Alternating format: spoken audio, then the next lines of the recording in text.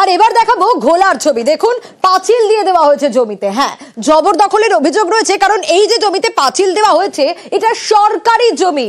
বিলকান্দা 1 নম্বর পঞ্চায়েতের নবপল্লীর এই ঘটনা। কিন্তু কেন সরকারি জমি জবরদখল, কি কারণ, কি জানা যাচ্ছে? আরো বিস্তারিত সুবীর জানাতে পারবে।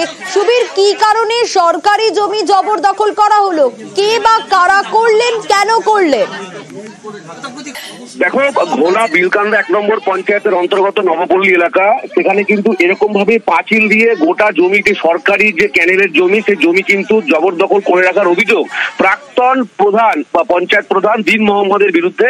এবং এই ঘটনা দীর্ঘদিন ধরে কিন্তু এই বিষয়ে বলা হচ্ছে, পঞ্চায়েতকে অভিযোগ করা হচ্ছে, গ্রামবাসীর অভিযোগ করছে। কারণ গ্রামবাসীদের যে বাচ্চারা, তাদের কিন্তু খেলার কোনো জায়গা নেই, এবং সেই জায়গা থেকে এই জায়গা যদি তারা পান, তাহলে তারা কিন্তু সেই জায়গাতে বাচ্চাদের খেলাধুলার জায়গা করতে পারেন। এবং এই নিয়ে কিন্তু যখন প্রাক্তন প্রধান যখন এই নিয়ে কোনো কর্ণপাত না করেন, তখন এলাকার মহিলারা কিন্তু রাস্তায় নামেন এবং তারা কিন্তু বিক্ষোভ দেখান। এবং পঞ্চায়েত যে প্রধান প্রাক্তন, তার বিরুদ্ধে অভিযোগ যে স্ত্রী কিন্তু কি বলছেন একটু দেখি, আর প্রশাসনই বা কি বলছে।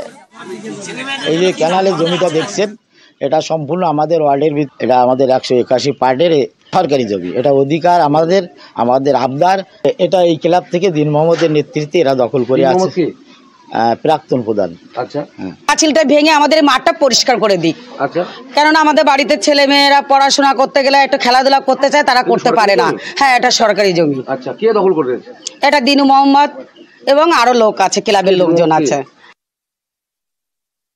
ও তো সে আজ থেকে 30 বছর আগে ক্লাব দখল করে রেখেছে। ক্লাবে ওখানটাতে পাঁচিল চাষের জমি, হ্যাঁ, ওখানটাতে ওইসব কারখানার ওরাই পাঁচিল দিয়ে রেখেছিল জমিটা চাষ করার জন্য। আজ থেকে 30 বছর হবে, তখন আমি ক্লাবে ছিলাম না। হ্যাঁ, ক্যানেলের জমি ওই চাষবাস করে ওই কৃষকরা, গরিব মানুষ, তারা চাষবাস করে। না না, পাঁচিল সেইভাবে ওই গরিব এরা আসে 20 ফুট মতো ওই কারখানার লোকই দিয়েছিল মালিক।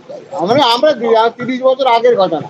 হ্যাঁ, যখন যদি ইরিগেশন বা কোনো ডিপার্টমেন্ট সরকারি নিয়ে নেবে, কষ্ট অসুবিধা নেই। আমি ক্লাবে আছি 10 বছর ক্লাবেও নেই।